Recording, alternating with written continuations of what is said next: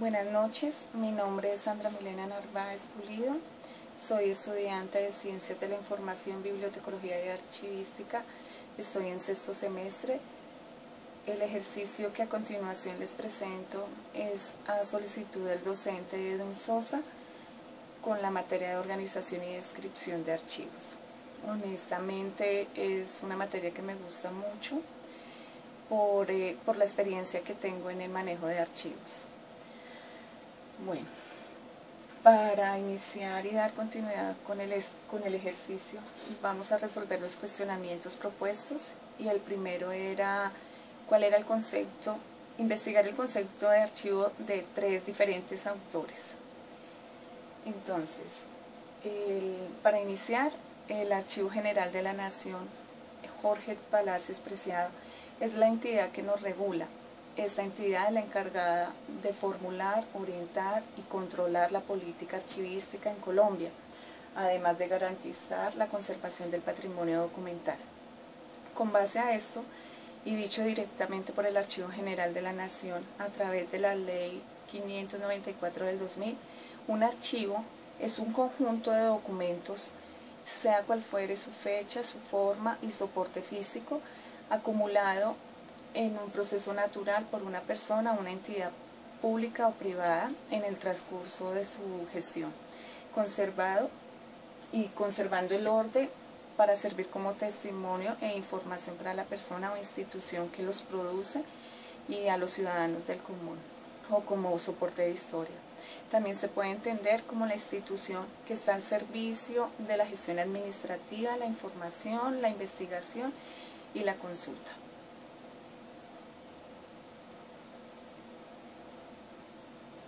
Otro punto de vista es el del señor Hilary Jenkinson, que él es un escritor londinense dedicado a la organización de archivos. Él coincide con lo que dice el Archivo General de la Nación y dice que los archivos son documentos acumulados por un proceso natural en el transcurso de su tramitación o los asuntos de cualquier tipo, públicos o privados, en cualquier fecha, y conservados para su consulta, bajo la custodia de la persona responsable del archivo. Igual opina la doctora Antonia Heredia, que es una doctora en Historia de América por la Universidad de Sevilla, ostenta el orden del Congreso de Colombia con el grado de la Gran Cruz de Caballero. Tomando estos 3 puntos de vista, saco mi conclusión personal, y es que un archivo es un conjunto de información organizada que sirve como testimonio de las actividades de una empresa o individuo y sirve como fuente de historia. El archivo tiene 3 fases importantes: el archivo de gestión, el archivo intermedio y el archivo histórico o inactivo. En el archivo de gestión, este es el archivo de trámite frecuente, es decir, aquí tengo los expedientes que son consultados con frecuencia y estos están bajo la custodia o responsabilidad del área que los produce. Un ejemplo puede ser un contrato con proveedores de correspondencia. En el archivo intermedio sucede tan pronto los documentos dejan de ser tramitados y consultados frecuentemente, de acuerdo con parámetros organizacionales o por la tabla de retención documental. Aquí se define su traslado al archivo intermedio o inactivo para su conservación. Hay que tener en cuenta el espacio físico. A partir de este paso, la documentación es responsabilidad del profesional de archivo, es decir, el área que los emitió tiene que seguir los protocolos que ya tiene que hacer. El archivo histórico. Luego de continuar su permanencia en el archivo inactivo, se debe hacer una valoración de los documentos que tienen valor informativo y que pueden ser históricos. Estos se trasladan y se conservan indefinidamente en condiciones que garanticen su integridad y su buena condición para enseñárselos a otra generación. El segundo punto era la relación que existe entre los principios archivísticos. En los principios archivísticos encontramos el principio de procedencia.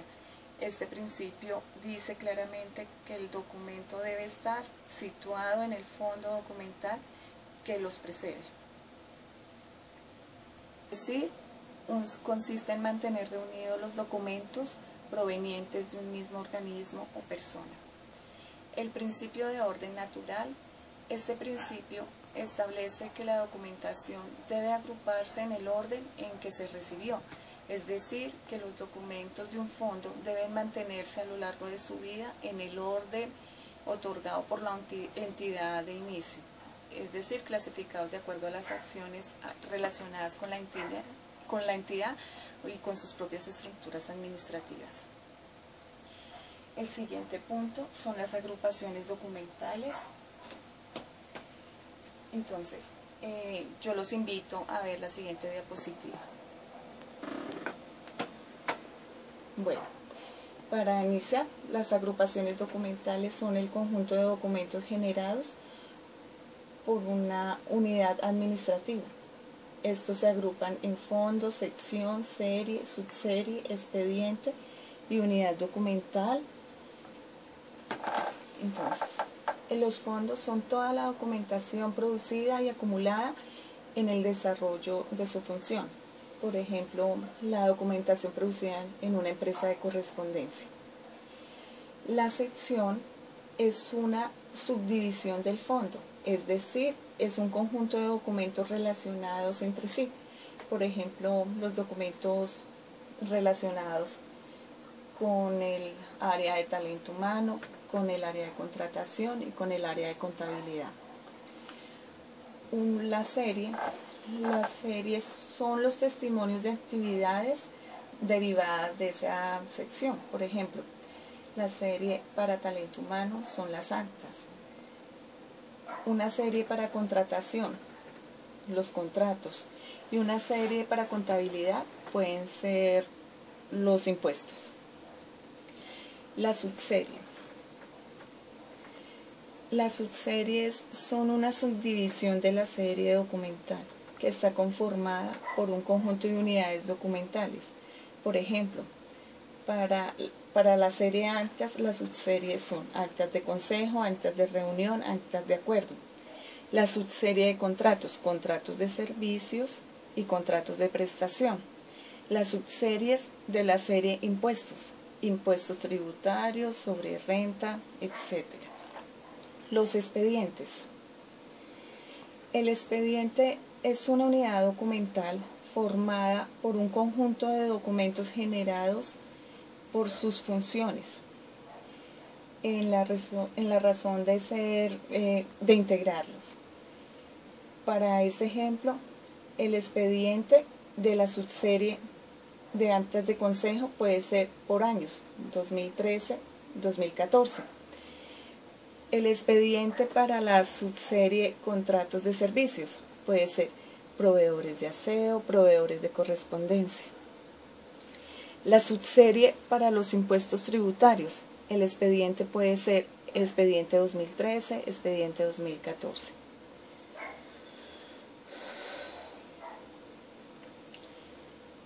La unidad documental.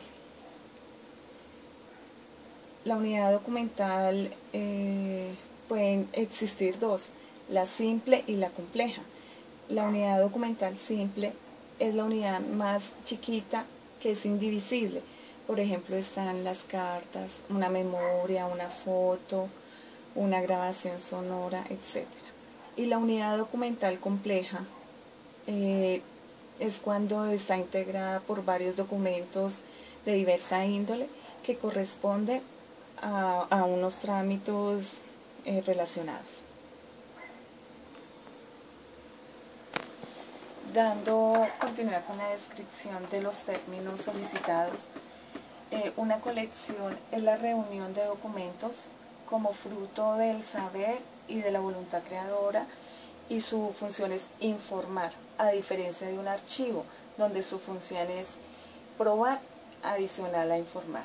Un tipo documental es la expresión de las actividades tanto personales como administrativas reflejadas en un determinado soporte, puede ser papel, medio magnético, etc. Los elementos y aspectos que se deben tener en cuenta para organizar y conformar un archivo es la clasificación. Primero, la identificación del fondo, la clasificación, la ordenación y la descripción exacta de los documentos. Bueno, espero que esta pequeña exposición les sirva como apoyo y soporte para continuar con este crecimiento personal, estudiantil, y que pues espero sus retroalimentaciones. Muchas gracias.